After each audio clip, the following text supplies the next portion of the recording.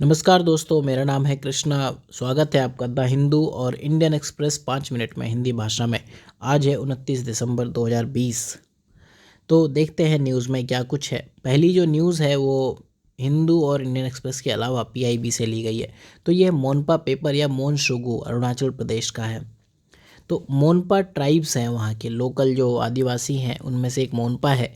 अगर आपको north east के ट्राइब्स को याद करना हो तो उसका एक सिंपल सा ट्रिक ये है कि जो वहाँ पर पहाड़ हैं, पर्वत हैं, पहाड़ों के नाम पर ही वहाँ ट्राइब्स हैं और उन्हीं के नाम पर वहाँ पर भाषा है। ठीक है, कुछ इसके एक्सेप्शंस हैं। तो वो जब भी आप मैप पढ़ोगे या जब हम उस लेक्चर की बात करेंगे तो वहाँ पर हम उसे डिस्कस कर लेंगे। तो कुछ एक्सेप्शन है, जैसे कोक ब्रोक, आपको ये दिखेगा कोक ब्रोक, ये लैंग्वेज है, त्रिपुरा में बोली जाती है, लेकिन इस नाम का ना तो वहाँ कोई पहाड़ है ना ही कोई वहाँ की ट्राइब्स है। तो जो मोनपा पेपर या इसको मोन शुगु भी कहते हैं, अरुणाचल प्रदेश में एक पेपर है, हस्त निर्मित कागज़ है। तो मोनपा ट्राइब्स इसको बनाती है, फाइन टेक्सचर है, काफ़ी फाइन होता है ये पेपर। और शुगु स्ट्रिंग ट्री, उस पेड़ से बनाया, शुगु ये नाम लिखा है, शुगु तो मोन मतलब मोनपा, शुगु तो शुगु पेड़ से मोनपा ने जो पेपर बनाया दैट इज़ नोन एज मोन शुगु। औषधीय मूल्य भी है इस ट्री में। दूसरी न्यूज़ है वो है इनर लाइन परमिट सेंटर का सबसे बड़ा गिफ्ट है मणिपुर के लिए। क्या है ये? देखो क्या होता है, सपोज़ अगर आज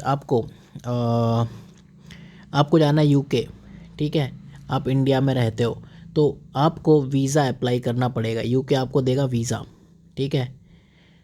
वीज़ा कौन देगा? यूके की सरकार। किसको देगा? इंडिया के सिटीज़न को, भारत के नागरिक को।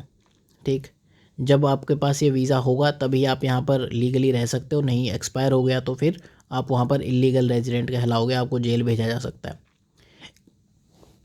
तो इसी तरह का एक वीज़ा जब देश के अंदर ही दिया जाता है देश के नागरिकों को, उसे हम कहते हैं इनर लाइन परमिट। वीज़ा मतलब कंट्री के अंदर। ठीक, तो जैसे यहाँ पर ये यूके ने वीज़ा दिया था, यहाँ पर कौन देगा? जिस राज्य में आपको ट्रैवल करना है।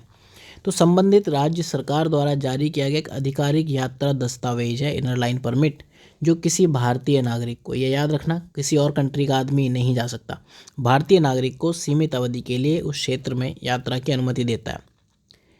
तो अगर आप देखो तो 4 पूर्वोत्तर राज्यों को कवर किया गया है, अरुणाचल प्रदेश, मिज़ोरम, मणिपुर, नागालैंड। क्यों किया है? सरकार का ये प्रयास है कि अंतर्राष्ट्रीय सीमा के निकट हैं, यहाँ पर काफ़ी ज़्यादा इन्फिल्ट्रेशन, आतंकवादी, ये सब चीज़ें देखी जाती हैं। तो उनमें जो आवाजाही है उनको विनियमित किया जाए, रेगुलेट किया जाए। विनियमन का मतलब होता है रेगुलेशन। ठीक, ये सिर्फ घरेलू पर्यटकों के लिए है, ये चीज़ याद रखना है। ठीक है, और जो आईएलपी है ये Bengal eastern frontier regulation act 1873 का ही विस्तार है। तो जो ये न्यूज़ है ये द हिंदू की है। देन आखिरी न्यूज़ जो इम्पोर्टेंट है वो इंडियन एक्सप्रेस में आई है। तो यहाँ पर आपको इससे A68A से ज़्यादा इम्पॉर्टेंट है आइस काविंग या कैल्विंग क्या कहलाता है। तो आइसबर्ग A68A अंटार्कटिका से 2017 में अलग हुआ था। ये क्या होता है काविंग? सपोज़ ये आपका आइसबर्ग है, ठीक है, आइसबर्ग मतलब बड़ा सा एक आइस शीट, ये आपका ओशियन है, समुद्र है, ठीक है। तो इसका एक छोटा सा पार्ट टूट के समुद्र में गिर जाए, ठीक है, तो इसे कहते हैं काविंग ऑफ आइस, कैल्विंग या काविंग। ठीक, मतलब काफ होता है CALF, उससे बनता है काविंग। ठीक, तो काफ मतलब होता है गाय का बच्चा, ठीक है, या हाथी के बच्चे को भी काफ कहते हैं। तो इसका मतलब होता है ग्लेशियर के किनारे से बर्फ़ के हिस्से का टूटना। तो इसके लिए ज्योग्राफी या जियोलॉजी में ये टर्म यूज़ की जाती है।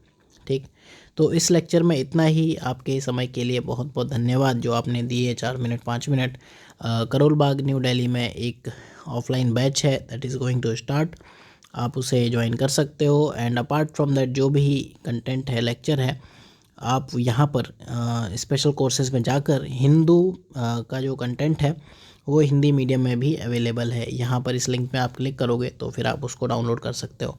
तो मिलते हैं अगले लेक्चर में। बाकी कोर्सेज के लिए सिनॉप्सिस की वेबसाइट को आप चेकआउट कर सकते हो। और full fledge Hindi medium courses जनवरी से के फर्स्ट वीक से स्टार्ट होंगे।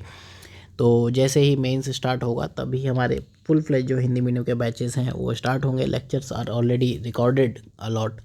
ठीक है, मिलते हैं फिर अगले लेक्चर में। तो ध्यान रखिए, पढ़ते रहिए।